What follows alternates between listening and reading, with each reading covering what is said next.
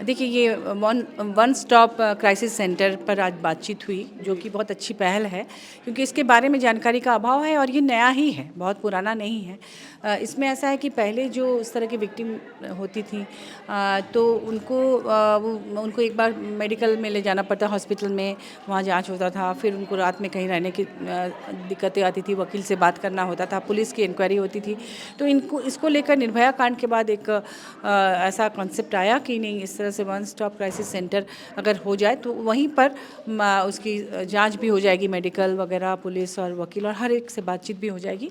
उसी तर्ज पे बनाया गया, लेकिन अभी भी उसमें जो फ़ंड वगैरह आना चाहिए या जो सुविधा होनी चाहिए, जो वहाँ जो मैन पावर है उसकी कमी आई। आज जैसे बहुत सारी बातें सामने आई, या इंफ्रास्ट्रक्चर की कमी वहाँ देखने को मिली।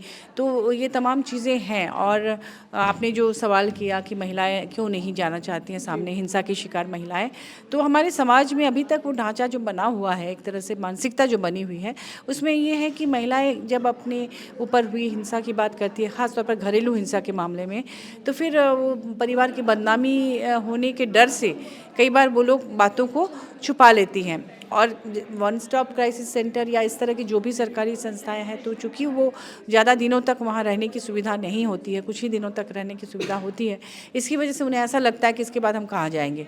तो यहाँ जागरूकता की ज़रूरत है, समाज में लोगों की मानसिकता को बदलने की ज़रूरत है, ताकि खुलकर लोग अपनी समस्या को आके बता सके और फिर सरकारी मदद ले सके। मैम, निर्भया फंड का जो अलॉटमेंट हुआ था, सेंट्रल के पास वो फंड है, लेकिन वो फंड जो है वो सेंटर्स तक नहीं पहुंच पा रहा जी है, जी। जिसके कारण जो है वो 24/7 मैन पावर नहीं रह पाता है। कई बार ऐसा होता है कि वहाँ पे कैमराज है, सीसीटीवी है, वॉशरूम्स वगैरह हैं, उन सब पे जो है वो काम नहीं हो नहीं पा हो रहा पाता है। है। इसे देखिए, लेकर के हाँ, सदन में ये जो निर्भया कांड के बाद हर साल 1,000 करोड़ की राशि एक अकाउंट में जमा हो रहा है इस तरह की पीड़िताओं को मदद पहुंचाने के लिए।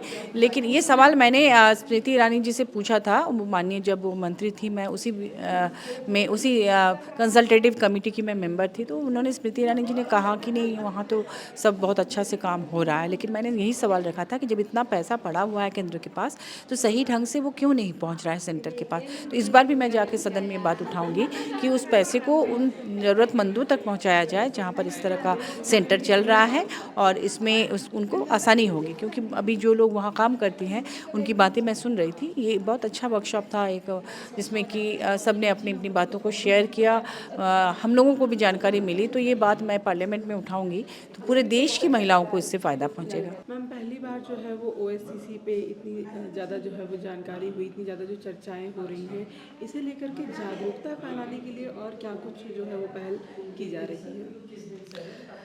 मेरा नाम बर्नाली है और मैं जमशेदपुर में रहती हूँ। जमशेदपुर में एक संस्था है, youth unity for voluntary actions, युवा के नाम से। युवा महिला एवं लड़कियों की जागरूकता पे काम करती है और उनके जेंडर राइट्स पे काम करती है। और हम लोग जब और जेंडर बेस्ड जो वायलेंस है, जो हिंसा है, जेंडर आधारित हिंसा के उन्मूलन के लिए काम करती है।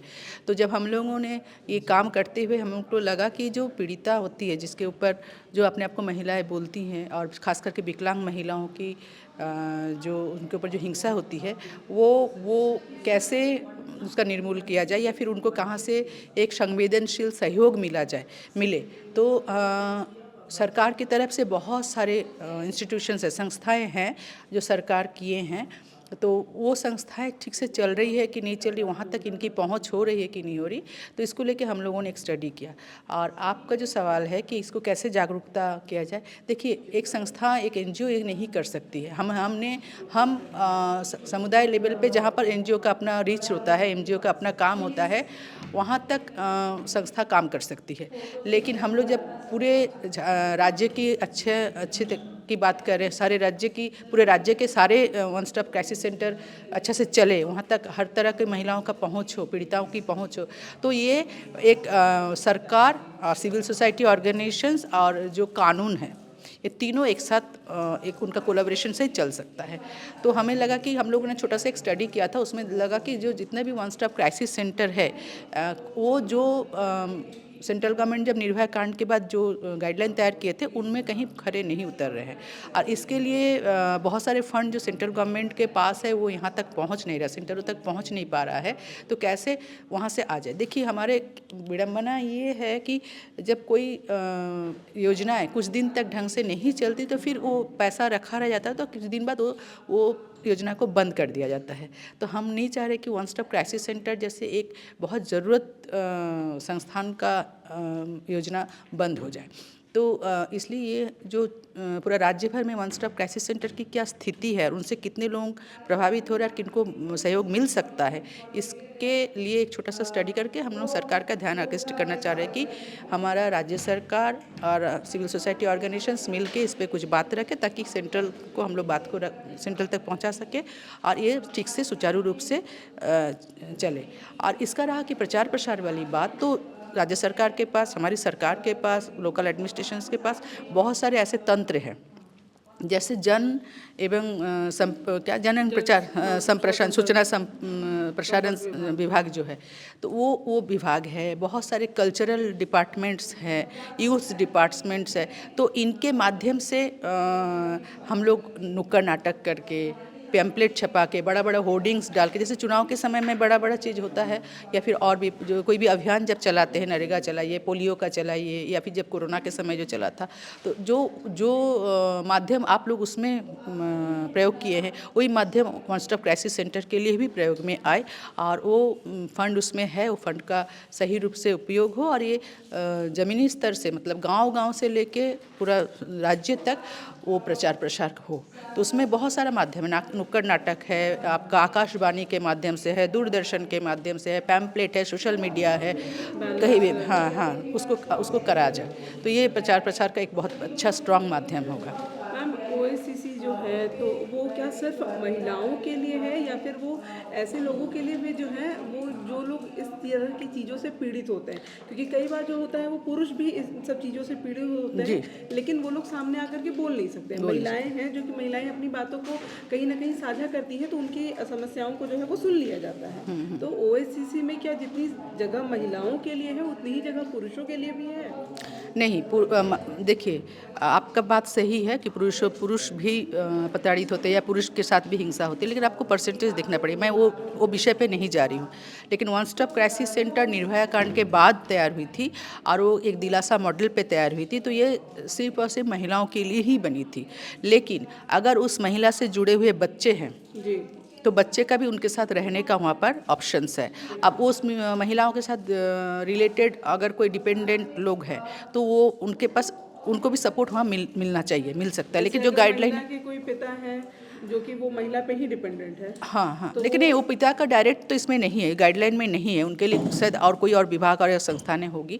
लेकिन महिलाओं का ऊपर होने वाले पर स्पेसिफिक है, जो महिला के साथ हिंसा हो रही है, चाहे वो सार्वजनिक रूप से हो रही है या फिर घर के अंदर हो रही है, वो सीधे इमीडिएट जो मानविक रूप से या फिर संवेदनशील रूप से एक तुरंत का जो रिलीफ बोलते हैं ना, वो मिलने के लिए ही वन स्टॉप क्राइसिस सेंटर है, जहाँ पर 5 दिन। देखिए, जब कोई महिला या बच्चे हिंसा का शिकार होते हैं या फिर साथ में जो बच्चे रहते हैं तो तुरंत पूरा उथल पुथल रहती है, उनका मानसिक स्थिति ठीक नहीं रहता है, वो बहुत मतलब कुछ भी कर ले सकती है।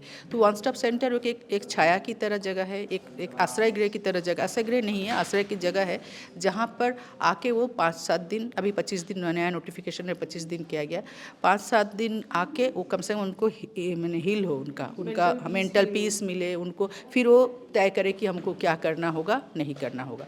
तो वहाँ पर ऐसे होता है, अगर देखा जाए तो घर के लोगों से ही पीड़ित है तो फिर उनको भी बुलाया जाता है, वहाँ पर उनका भी काउंसलिंग होता है। तो ये सारे है, बहुत सारे स्टेप्स हैं।